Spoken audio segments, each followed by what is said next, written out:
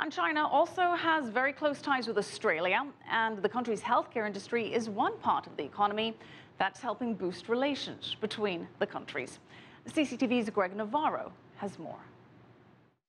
So I'd like to introduce our panelists. The focus for nearly 200 people who packed the Sydney conference room Monday was healthcare. What a fantastic opportunity we have today. Specifically, how best to meet China's rising healthcare needs. Obviously, you've got the rise of this middle class. You've got a very large movement in the growth of the aging population in China. And that's what brought industry analysts and Aussie business leaders together to figure out how best to present what Australia has to offer and to take advantage of those opportunities. The systems we've had in place are still relatively young.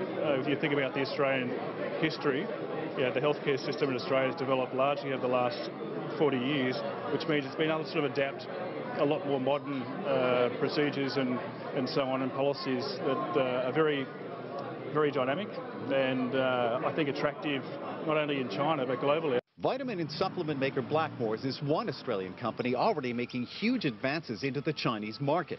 The growing demand for clean and green products continues to boost the company's profits.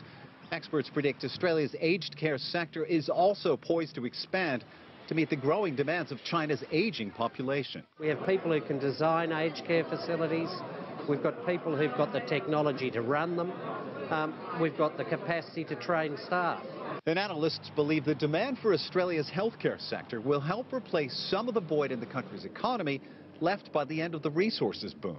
There's another big benefit to Australia in all of this, and that's increased jobs. And it comes at a time when the nation's healthcare sector is set to drive employment growth here over the next 5 years.